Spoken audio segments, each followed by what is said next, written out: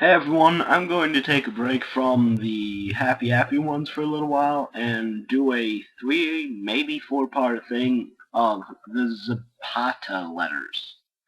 Zapata, if you want to look it up. I'm using my phone to read these, like most of the time when I find creepypastas. But I haven't downloaded this one on my computer, so I'm gonna read it from my phone.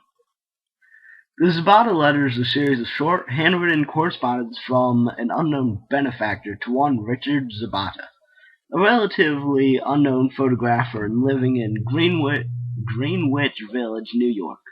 Zapata's photographs were never particularly famous or even among the indie crowd, with one clear exception.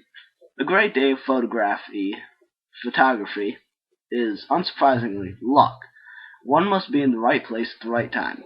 Zapata had one photo that was published in a small subsection of the New York Times, and it was this photo that served as the catalyst from his known benefactor. The photograph was total happenstance. Zapata had been out late one night walking home from a party, and he slightly inebriated, think drunk. I don't know what some of these words mean, and I'm pretty damn smart.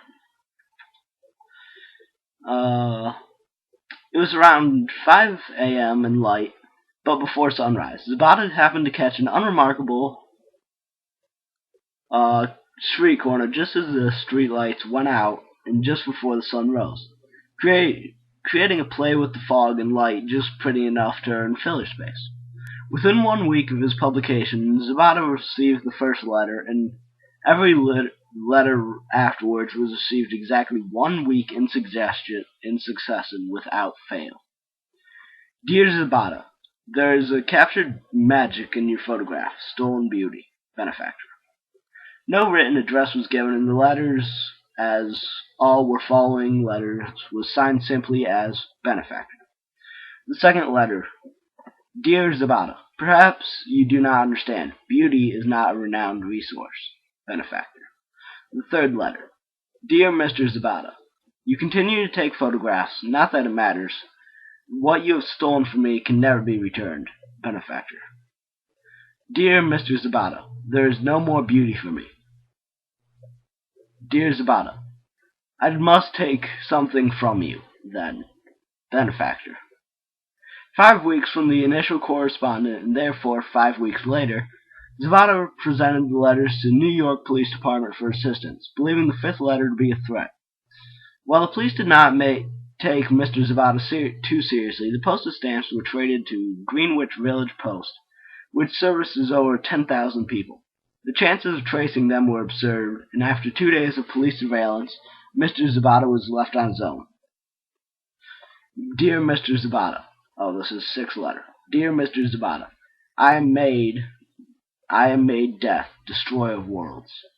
Maybe this will only be 2 parts. Exactly 1 week later, 2 airplanes crashed into the World Trade Center in New York, killing thousands and ultimately engaging the United States into a series of seemingly endless conflict in the Middle East. Records indicate 3 people named Zapata were killed in the terrorist attack, though it is unclear whether any of them were directly related to Richard Zapata. Though he did not receive the letter until the next day, it was dated the same as the attacks.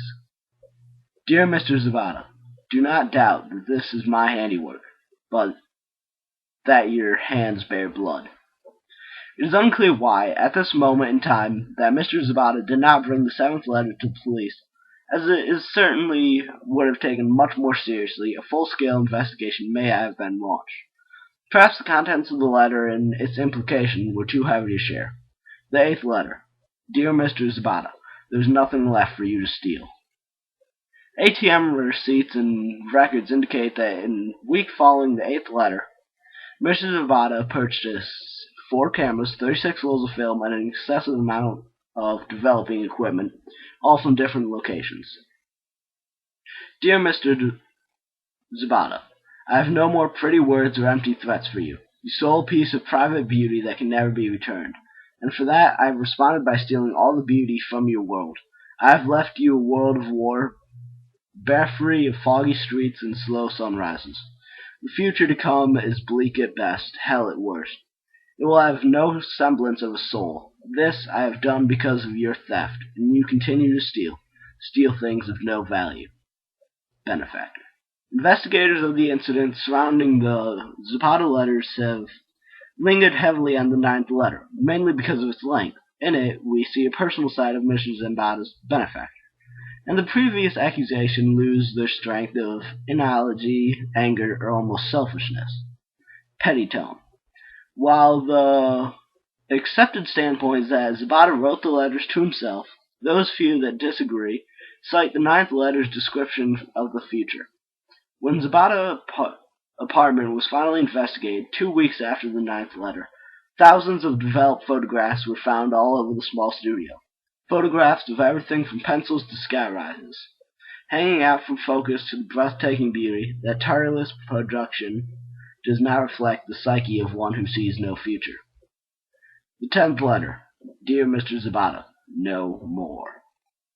When Richard Zapata's apartment was also investigated 1 week later at the behest of a neighbor called to the police, the 10th letter was found just beneath the mail slot of the apartment, unopened and unread. These walls were lined with thousands of photographs.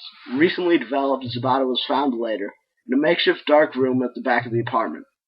He had presumably clawed out his own eyes and drank copious amounts of